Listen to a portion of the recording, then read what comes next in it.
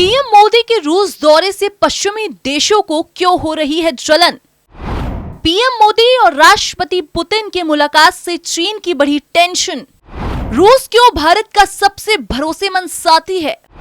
भारत रूस के बीच आगे की क्या होगी रणनीति? नमस्कार, आप देख रहे हैं कैपिटल टीवी और मैं हूं आपके साथ पारुल त्रिपाठी। प्रधानमंत्री नरेंद्र मोदी 8 से 9 जुलाई तक 2 दिवसीय यात्रा पर रूस जा रहे हैं। पीएम मोदी रूसी राष्ट्रपति व्लादिमीर पुतिन के निमंत्रण पर मॉस्को जा रहे हैं। दोनों नेता 22वीं भारत रूस वार्षिक शिखर सम्मेलन का हिस्सा बनेंगे। इस दौरान द्विपक्षीय हितों पर बात होगी। रूस के बाद प्रधानमंत्री 10 जुलाई को ऑस्ट्रिया भी जाएंगे। फरवरी 2022 में यूक्रेन पर हमले के बाद पीएम मोदी की ये पहली रूस यात्रा है। भारत ने रूस यूक्रेन युद्ध के बीच एक संतुलित और तटस्थ स्टैंड अपनाया है। हालांकि पीएम मोदी के रूस दौरे से पश्चिमी देशों में ज्वलन देखने को मिल रही है। रूसी राष्ट्रपति कार्यालय ने इस बात का दावा किया है। रूसी राष्ट्रपति के प्रेस सचिव ने कहा, पीएम मोदी की आगामी यात्रा पर पश्चिमी देश बहुत ही बारीकी और ईर्ष्या से नजर बनाए हुए हैं। उनकी निगरानी का मतलब है कि वो इसे बहुत महत्व देते हैं और वे गलत नहीं है। इसमें बहुत महत्व देने वाली बात है। युद्ध के संबंध में भी पीएम मोदी मुखर रहे हैं और वे यूक्रेनी राष्ट्रपति से कई बार फोन पर बात कर चुके हैं। भारत वैश्विक अर्थव्यवस्था को नुकसान पहुंचाने वाले इस युद्ध को समाप्त करने की अपील कर चुका है। पीएम मोदी और पुतिन की 2 साल बाद मुलाकात होगी। इससे पहले सितंबर 2022 में उज्बेकिस्तान के समरकंद में शंघाई सहयोग संगठन के शिखर सम्मेलन में दोनों नेताओं ने द्विपक्षीय वार्ता की थी। ये पहली बार नहीं है जब पश्चिमी देशों को भारत और रूस के बीच रिश्तों से जलन हो रही है। 1950 और 1960 के दशक से पश्चिमी देशों में भारत रूस के रिश्तों पर ईर्ष्या देखने को मिली है। हालांकि भारत पश्चिम के दबाव को लगातार खारिज करता आ रहा है और अपनी स्वतंत्र विदेश नीति के साथ आगे बढ़ रहा है। जानकारों का कहना है कि भारत का ये रुख नया नहीं है, भले कहने का अंदाज आक्रामक हुआ है। यही वजह है कि यूक्रेन संकट में भी भारत और रूस की साझेदारी पर अब तक कोई आंच नहीं आई है। 2 साल पहले जब पीएम मोदी और रूसी राष्ट्रपति व्लादिमीर पुतिन के बीच मुलाकात हुई, तब दोनों नेताओं ने कहा था, रूस और भारत की दोस्ती अटूट है। भारत और रूस को हर संकट पर साथ खड़े देखा जा सकता है। भारत की तटस्थ विदेश नीति हर किसी को आकर्षित कर रही है, लेकिन इसके साथ ही चीन की भी पीएम मोदी और रूसी राष्ट्रपति व्लादिमीर पुतिन की मुलाकात से बढ़ गई टेंशन। जब पीएम मोदी और पुतिन डिनर की टेबल पर होंगे साथ, चीनी चश्मे पर होगी सबकी नजर। जब मॉस्को में पीएम मोदी और पुतिन डिनर टेबल पर बैठेंगे तो ऐसा माना जा सकता है कि अन्य सभी बातों के अलावा चीनी एंगल पर भी जरूर चर्चा होगी। चीन अपनी विस्तारवादी नीतियों के कारण भारत की सरहद के निकट अपनी महत्वाकांक्षा को अंजाम देने का मंसूबा रखता है, जो भारत के लिए चिंता का सबब है। भारत किसी भी प्रकार से चीन के प्रभाव का अपने ऊपर कोई असर नहीं चाहता। इस काम में कहीं ना कहीं रूस की भूमिका मददगार हो सकती है, क्योंकि चीन भी रूस का बेहद करीबी मित्र है। इसकी करीबी का अंदाजा इसी बात से लगाया जा सकता है कि पिछले 2 महीने में पुतिन और चीनी राष्ट्रपति शी जिनपिंग की 2 बार मुलाकात हो चुकी है। उनका द्विपक्षीय व्यापार 240 अरब डॉलर से ऊपर जा चुका है। कहने का मतलब है कि इस वक्त रूस चीन संबंध अपने स्वर्ण काल में है और इस समय पीएम मोदी और राष्ट्रपति पुतिन का मिलना शायद चीन को रास न आए। भारत के यूक्रेन, इजराइल, अमेरिका से कैसे हैं संबंध? भारत और रूस रक्षा, सामरिक और रणनीतिक क्षेत्रों में ऐतिहासिक रूप से पार्टनर रहे हैं। जियोपॉलिटिक्स लिहाज से भी देखें तो दुनिया का वर्ल्ड ऑर्डर हालिया वर्षों में चेंज हुआ है। रूस इस वक्त यूक्रेन के साथ युद्ध में उलझा हुआ है। इजराइल और हमास के बीच गाजा संघर्ष चल रहा है। इन सभी मुद्दों पर दुनिया बटी हुई है।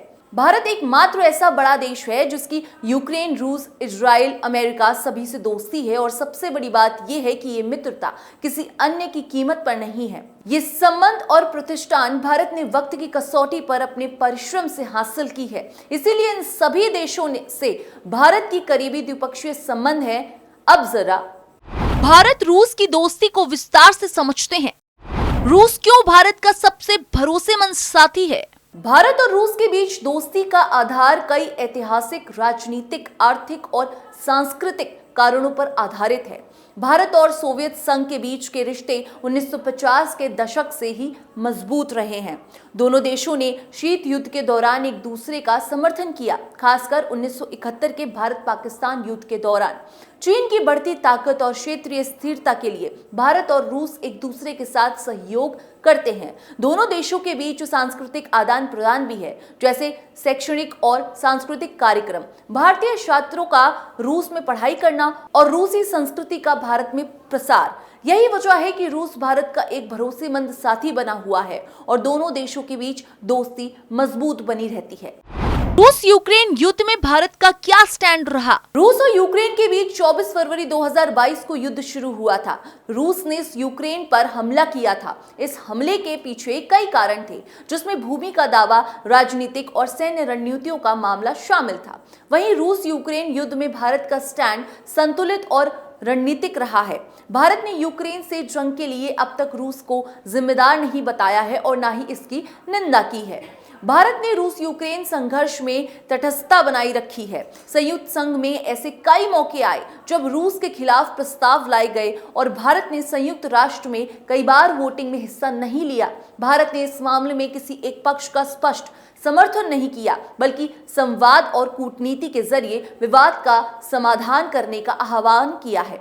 भारत ने कई बार कहा है कि सभी पक्षों को कूटनीतिक बातचीत के जरिए मुद्दों को हल करना चाहिए। भारत ने युद्ध विराम और शांति वार्ता की जरूरत पर जोर दिया है।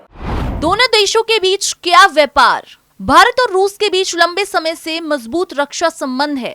भारत ने विभिन्न प्रकार के हथियार और डिफेंस सिस्टम रूस से आयात किए हैं। इसके अलावा भारत ने रूस से विभिन्न प्रकार के रडार और संचार उपकरण भी हासिल किए हैं, जो हमारी सेना की क्षमताओं को बढ़ाते हैं। इन सभी हथियारों और रक्षा प्रणालियों ने भारतीय सेना, नौसेना और वायुसेना की युद्ध क्षमता को बढ़ाने में महत्वपूर्ण भूमिका निभाई है। रूस के साथ ये रक्षा सहयोग भारत की रणनीतिक सुरक्षा के लिए बहुत महत्वपूर्ण है।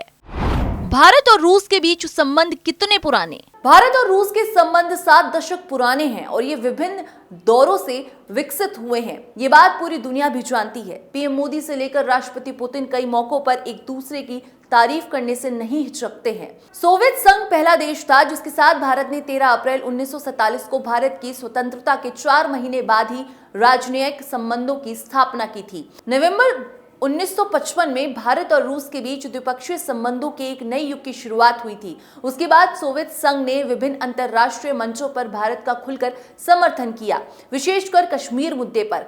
संयुक्त राष्ट्र सुरक्षा परिषद में सोवियत संघ ने भारत के पक्ष में कई बार वीटो का प्रयोग किया। भारत रूस के बीच पहली डील क्या हुई थी? स्वतंत्रता के बाद भारत में भुखमरी के हालात थे। भारत को गेहूं की जरूरत थी। ऐसे में पंडित नेहरू ने साल 1949 में अमेरिकी दौरा किया और मदद मांगी। हालांकि उनकी ये यात्रा असफल रही क्योंकि अमेरिका ने भारत को खाद्य सामग्री की मदद देने से इनकार कर दिया था। इसके बाद भारत सरकार ने सोवियत संघ का रुख किया। इस पर 1951 में औपचारिक समझौता हुआ। सोवियत ने पारंपरिक भारतीय सामानों के नियत के बदले भारत को 1 लाख टन गेहूं भेजने का वादा किया। सोवियत के निमंत्रण पर नेहरू ने जून 1955 में सोवियत संघ का दौरा किया था। इस दौरे के दोनों देशों के संबंधों की मजबूत नींव रखी गई थी। दोनों देशों के बीच आगे की क्या रणनीति? भारत और रूस ने अपने ऊर्जा सहयोग को और बढ़ाने की योजना बनाई है, जिसमें दीर्घकालिक तेल और गैस आपूर्ति समझौतों को शामिल किया जा सकता है। इसके अलावा दोनों देश ऊर्जा परियोजनाओं में निवेश और तकनीकी सहयोग पर भी काम कर रहे हैं।